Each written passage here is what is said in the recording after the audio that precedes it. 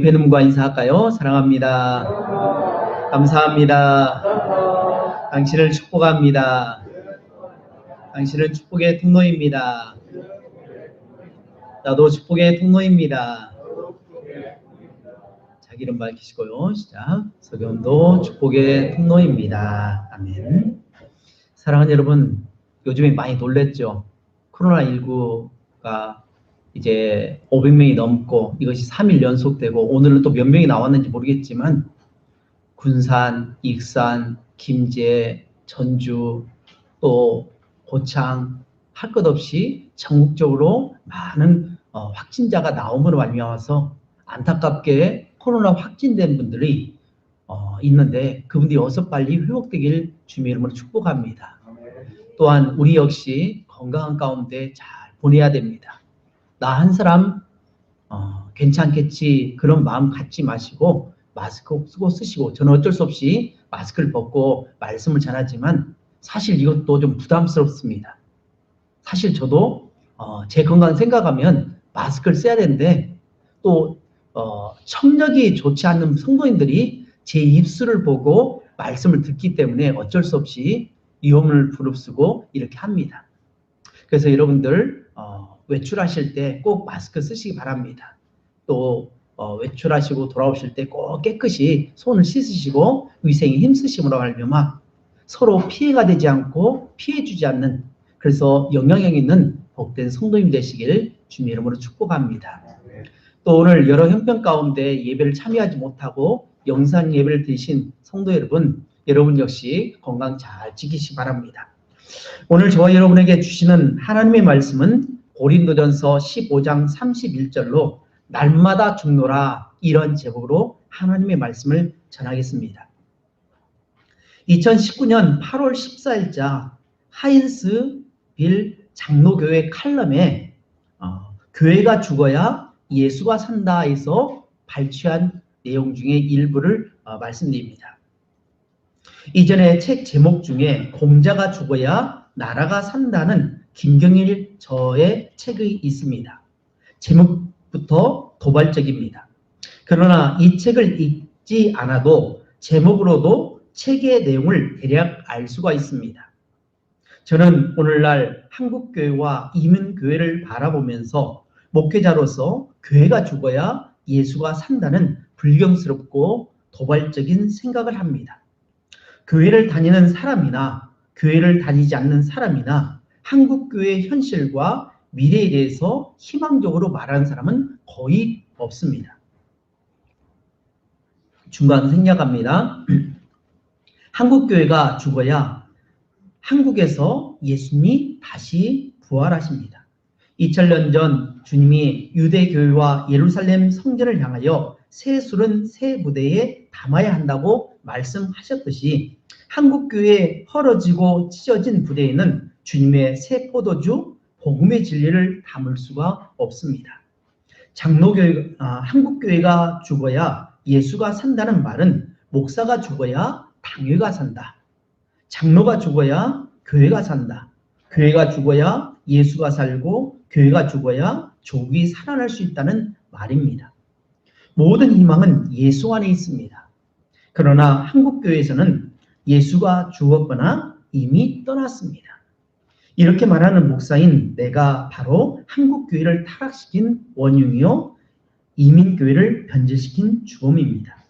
이렇게 말하는 나 자신이 말로는 내가 죽어야 한다고 하지만 실상은 죽지 않고 한국교회, 이민교회, 목사, 장로, 교인들만 죽으라고 비판하고 소리치는 위선자요 외식하는 바리새인과 같은 목사입니다.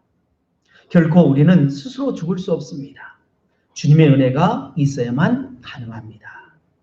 사랑하는 여러분, 구구절절 맞는 말입니다. 어떻게 이렇게 이 시대를 제대로 꿰뚫어보고 옳은 말을 하는지 모릅니다.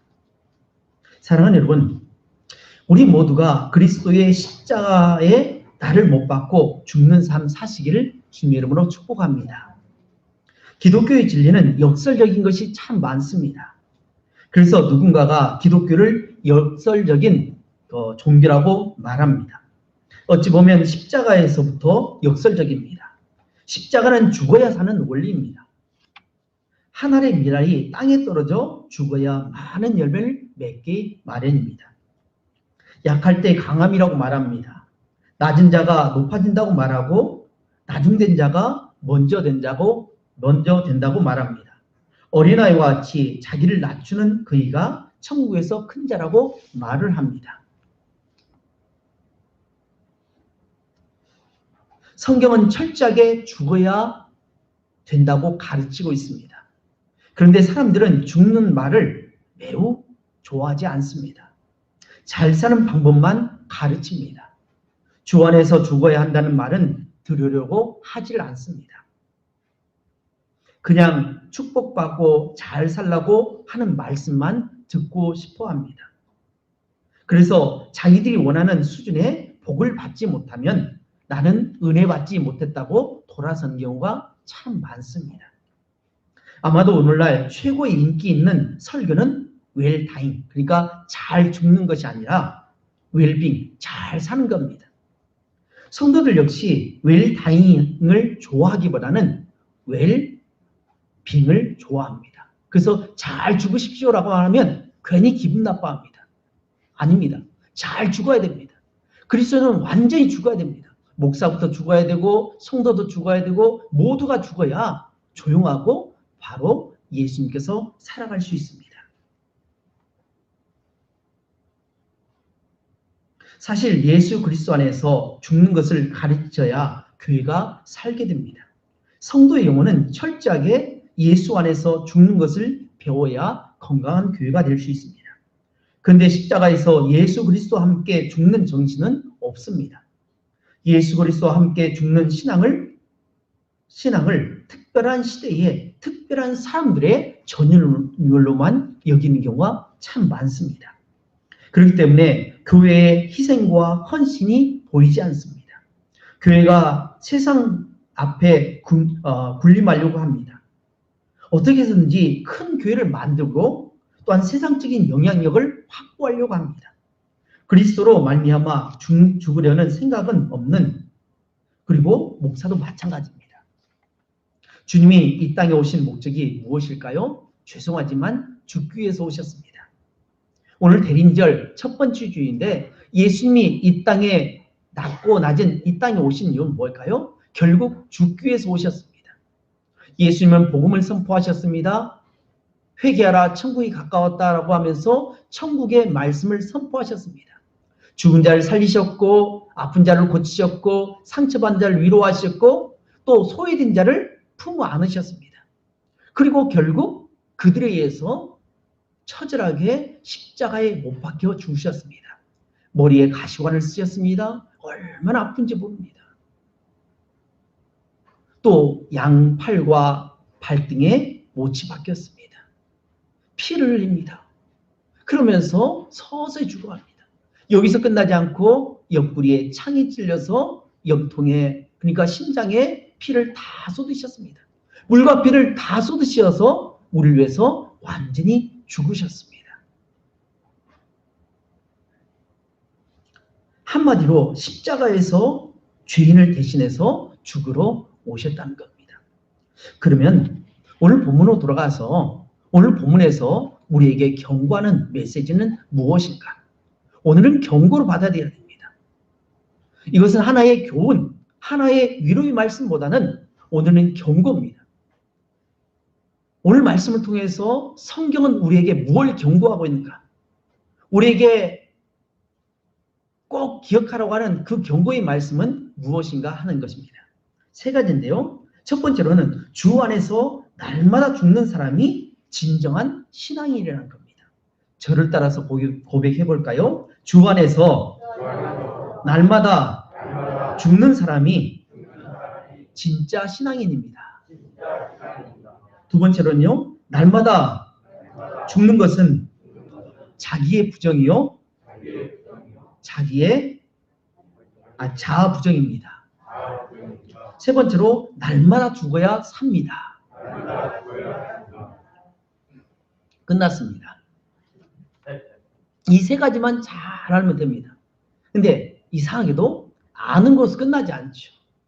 우리가 지식교훈은 잘 알아도 그것을 실생활에 적용하는 것은 쉽지 않습니다. 쉽게 하면 우리가 운전면허 딸 때에 어떻게 합니까? 공부를 열심히 합니다.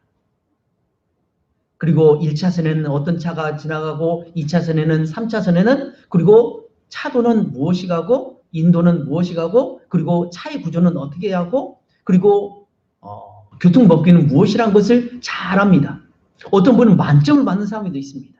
어떤 사람은 60점, 어떤 사람은 55점, 어떤 사람은 80점, 어떤 사람은 90점을 맞는 경우도 있지만 그러나 합격했다고 중요한 것이 아니라 정작 운전대를 잡고 운전을 해봐야 됩니다.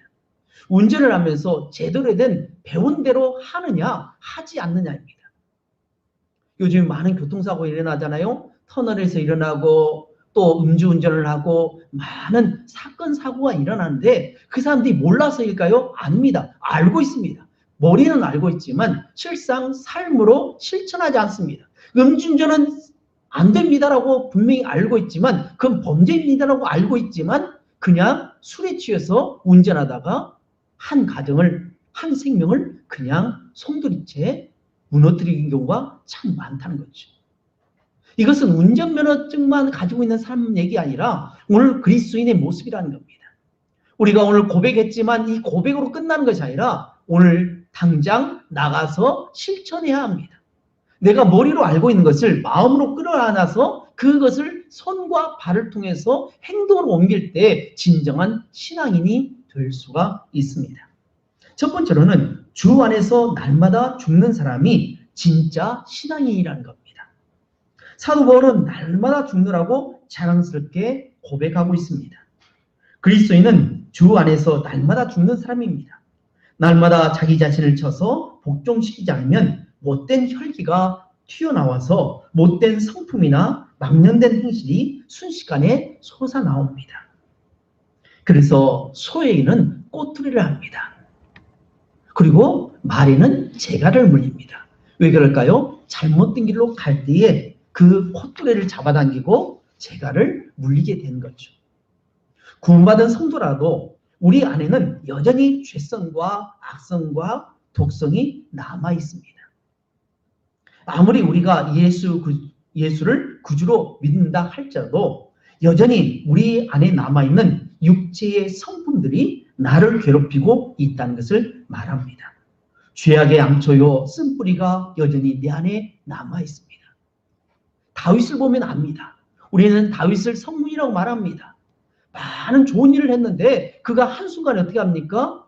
바세바를 보고 눈이 휘둥그레져서 가지고 그냥 범죄하고 여기서 그 여인을 범한 것뿐만 아니라 그의 남편까지도 여지없이 죽이고도 눈 하나 깜짝하지 않는 그런 모습의 죄성을 가지고 있다는 겁니다. 목사도 마찬가지요. 여러분도 마찬가지요. 우리는 늘 재갈을 물리지 않으면 날마다 십자가의 나를 죽이지 않으면 우리는 또다시 죄를 범하고 옛날 습성으로 자꾸만 돌아갑니다. 이것은 마치 줄다리기가 하는 것과 같습니다. 양쪽의 편에서 줄다리기 하면 어떻게 합니까? 어느 정도 이겼다 싶어서 좀 마음을 놓으면 어떻게 합니까? 순식간에 딸려가 버립니다. 이것은 고무줄과 같습니다. 늘려놨던 고무줄이 어떻게 합니까? 원상으로 돌아가는 것과 똑같습니다. 2008년도 12월 7일자, 17일자 수양 버들님의 글 중에 죽어야 산다라는 글에서 인용합니다. 배추는 5번 죽어야 김치가 됩니다. 땅에서 뽑힐 때 1번 죽고 칼로 배를 자를 때에 2번 죽고 소금에 절일 때 3번 죽고 고춧가루가 젓갈과 양념에 버무려질 때 또 4번째 죽고 그리고 입안에서 사정없이 씹힐 때 5번 죽으면서 김치라는 이름값을 합니다. 행복이란 맛을 내기 위해서 부부도 이렇게 많은 고비를 겪어야 비로소 부부의 행복이 피어오르는 것입니다. 우리는 이 사실에 대해서 너무나 잘 압니다. 특별히 요즘이 김장철이잖아요. 매일같이 김장합니다. 그런데 정작 우리는 잘 죽으려고 하지 않습니다. 죽으라고 소금을 뿌립니다. 그래서 배추의 순은 죽이지만 사실은 내 순은 안 죽습니다. 여전히 살아있습니다. 기고만장합니다. 이것이 직분자라고요? 목회자라고요? 아닙니다. 죽었다고 싶어도 또다시 살아나는 것입니다. 이것은 마치 두더지와 같습니다. 두더지 게임 있잖아요. 그 두더지 게임 막 튀어나오면 막 뚜르기잖아요. 그 뚜르기에서 죽은 것 같은 또 나옵니다. 어디서 튀어나올지 모릅니다. 그래서 정신 바짝 차리고 나오면 두들기고 나오면 두들기고 해서 계속 십자가에 사도 바울이 고백했던 것처럼 날마다 죽어야 합니다. 십자가에 자기를 못 박아야 합니다. 참 그리스도인의 진정성은 죽음에 있습니다. 자신의 자아가 얼마나 많이 죽었는가에 달려 있습니다. 위대한 신앙의 인물들을 보게 될 때 순이 잘 죽여 맛있는 김치가 되듯이 그들은 여러 가지 역경을 통해서 그들의 자아가 잘 죽어 있습니다. 믿음은 행함에 있습니다. 그 행함은 말씀에 얼마나 자아가 잘 죽고 말씀에 순종한가에 달려 있습니다. 그래서 하나님은 우리에게 고난을 주신지 모릅니다. 나에게 고난을 준다는 것은 뭐냐? 죽어야 합니다. 죽이기 위해서 그렇습니다. 그래서 4대 족장 아브라함, 이삭, 야곱, 요셉 중에 고난을 제일 많이 받은 족장이 누구입니까? 아브라함입니까? 이삭입니까? 야곱입니까? 요셉입니까? 누구죠? 야곱입니다. 야곱은 자기 고집이 셉니다. 자기 자아가 큽니다. 형의 축복권도 빼앗아가 버리고 아버지로부터 축복권도 받아냈습니다. 그만큼 어떻게든지 기필코 빼앗고자 하는 그러한 죄성을 가지고 있는 사람이 바로 야곱인데 사실 야곱은 우리의 모습입니다. 자아가 죽지 않으면 어떻게 합니까? 계속 죽이기 위해서 고난이 계속됩니다. 근데 이삭은 어떻습니까? 순종을 잘하니까 짧습니다. 내용이. 근데 야곱의 내용은 매우 깁니다. 왜 그럴까요? 안 죽으니까 죽이고 소금 한 번 뿌리면 죽으면 금방 끝나는데 안 죽으니까 소금 또 붓고 하니까 김치가 짜져버립니다. 맛이 없어집니다. 마찬가지로 어찌 보면 내게 고난이 있다고 생각하면 우리는 왜 이런 일이 나에게 있어야만 합니까? 라고 하나님 앞에 원망의 목소리를 하기보다는 나 자신을 한번 살펴봐야 됩니다. 누군가 나를 자꾸만 쳐다보고 히덕거리고 자꾸로 손가락질하면 어떻게 합니까? 우리는 거울을 봅니다. 내 얼굴에 뭐 묻었나? 하고 거울을 꺼내서 보듯이 나 자신을 볼 수 있어야 됩니다. 혹시 우리 주위에 어려운 일이 있다면 나 자신을 먼저 바라봐야 됩니다. 하나님은 왜 나에게 고난을 주냐고 원망하기보다는 남을 탓하기보다는 나 자신을 먼저 돌아보는 신앙인이 바로 진정한 신앙인이라고 할 수 있습니다. 사실 순종은 자기 자아를 죽이지 않으면 할 수 없는 것입니다. 예수님은 하나님의 인간이 되어 십자가에 못 박혀 죽으셨습니다. 그리고 죽어서 하늘 그대로 있지 않고 많은 열매를 맺었는데 바로 저와 여러분이 부활의 첫열을 받으신 예수 그리스도의 부활을 통해서 저와 여러분이 부활의 생명을 얻게 되었습니다. 때문에 성도가 성도답게 살려면 날마다 자기 자신을 쳐서 십자가 앞에 죽어야 합니다. 그래서 믿음은 주 안에서 죽는 연습입니다. 그러나 내가 주 안에서 새 사람이 되었다고 해서 모든 것이 끝나는 것은 아닙니다.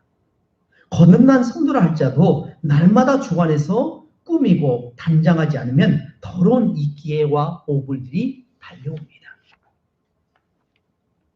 믿음은 철저하게 자기를 죽이는 훈련입니다. 그래서 군대에 가면 어떻게 합니까? 모든 옷을 다 벗깁니다. 심지어는 속까지 다 벗겨가지고 양말까지 벗겨서 다 보냅니다. 그리고 새로운 군복을 입혀서 제식훈련부터 시작해서 앞으로 가, 뒤로 가, 좌양 앞으로 가, 우양 앞으로 가, 뛰어가 그런 식으로 계속 제식훈련합니다. 새로운 의식을 부여합니다.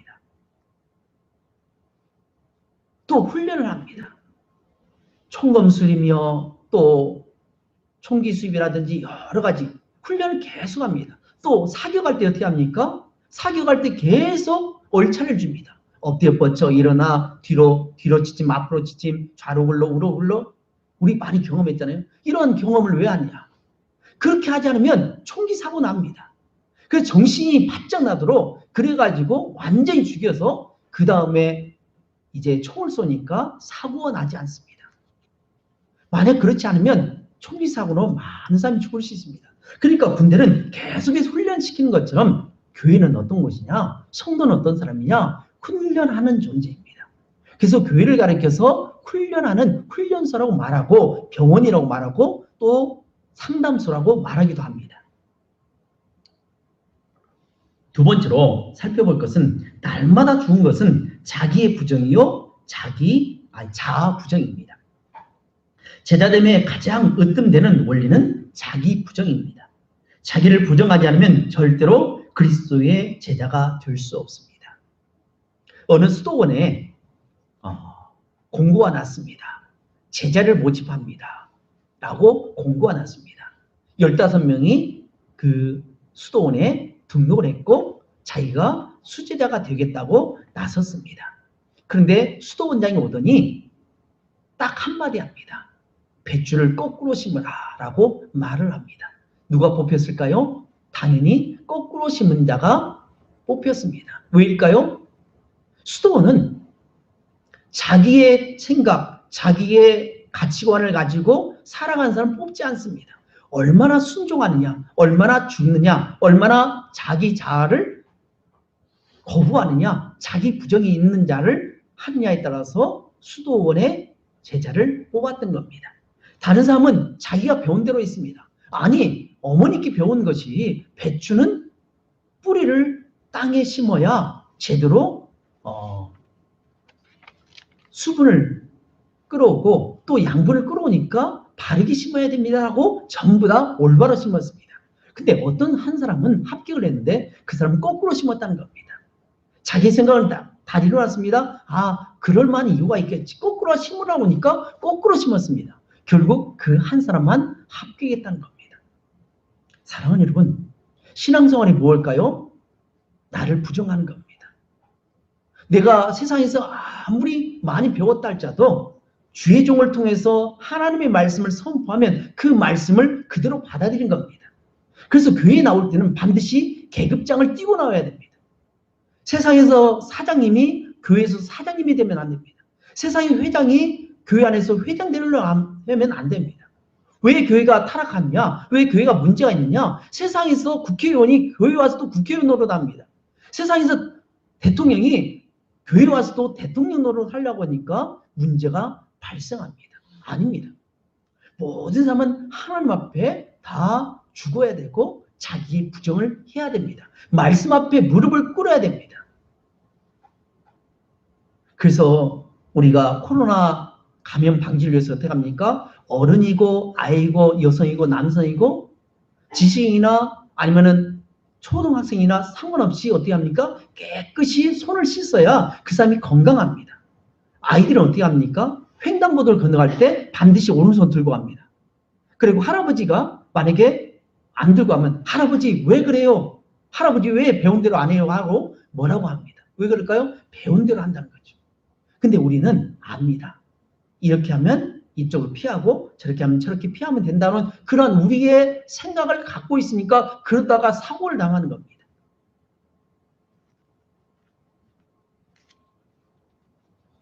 그래서 성경에 에베소서 5장 18절에 유명한 말씀합니다.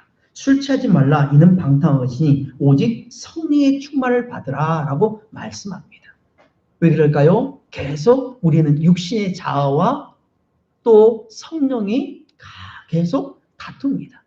달리 말하면 검은 개와 흰 개가 계속해서 다툰다는 겁니다. 그럴 때 어떻게 하냐? 우리는 흰 개, 바로 성령님께 우리를 자복하고 성령의 충만함을 받을 때 비로소 우리는 올바른 신앙생활을 할 수 있습니다. 마지막으로는요. 날마다 죽어야 삽니다. 저를 따라서 고백해 볼까요? 날마다 죽읍시다. 날마다 죽읍시다. 꼭 죽읍시다. 배추만 죽이지 말고요. 내가 죽어야 돼요. 목사가 죽어야 돼요. 혹시 여러분 보시기에 제가 기고만장했다면 용서하십시오. 죽지 못했다면 용서하십시오. 오늘부터라도 죽도록 노력하도록 하겠습니다. 사실 믿음 생활은 그리스도 안에서 내 자신을 쳐서 굴복시키는 죽음의 연속입니다. 정욕을 죽이고 탐욕을 죽이고 또 못된 혈기를 죽이고 알량한 자존심을 죽이고 육체의 더러운 죄악을 죽이는 훈련이 바로 신앙생활입니다.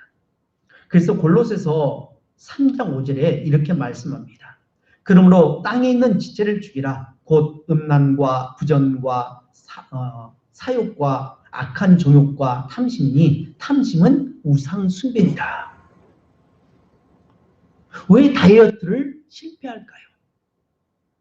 저도 살이 많이 쪘습니다. 저번 노예 가니까 어떤 장로님께서 목사님 살이 많이 쪘네요 그래요.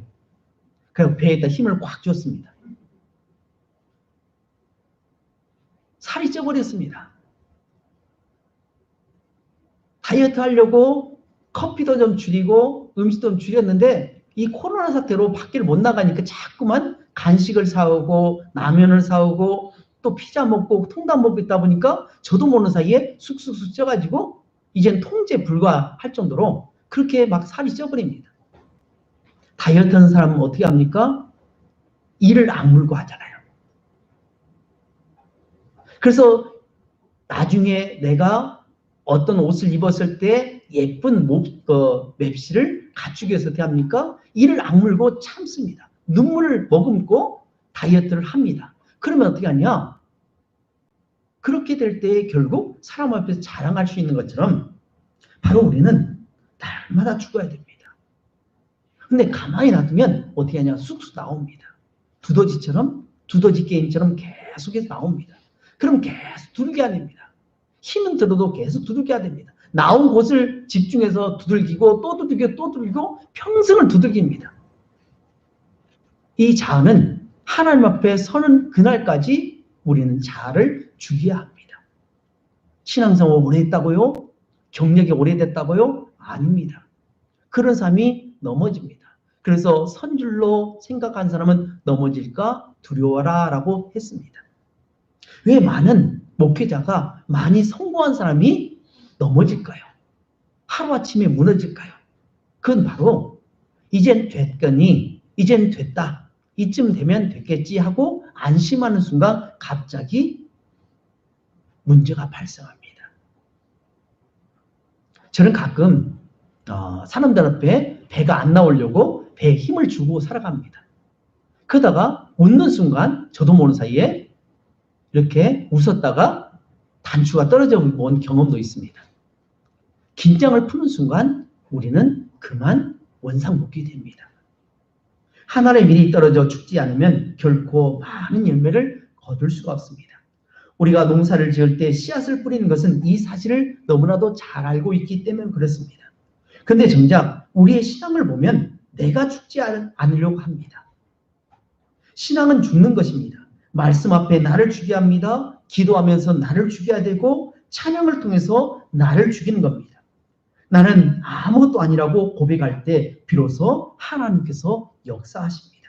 이 사실을 베드로는 너무나 잘 알고 있었습니다. 베드로는 주는 그리스도시요 살아계신 하나님의 아들이심이라고 고백을 해서 천국 열쇠를 받았던 유명한 고백을 했던 사람입니다. 그럴 때에 베드로가 뭐라고 합니까? 예수님께서 나는 십자가에 못 박혀 죽노라 라고 고백했을 때 어떻게 합니까? 한쪽으로 데려가지고 마치 귀신을 쫓듯이 귀신을 꾸짖듯이 예수님을 다그칩니다. 예수님 그런 소리 하지 마십시오. 내가 그러려고 여기까지 왔습니까? 말도 안 되는 소리 마십시오. 예수님 당신은 반드시 왕이 되어야 합니다라고 다그쳤다는 겁니다. 왜 그랬을까요? 자아가 살았기 때문에 그렇습니다. 그때 예수님께서 뭐라고 하시죠? 사탄아 내 뒤로 물러가라 그랬습니다. 우리도 그렇다는 거죠.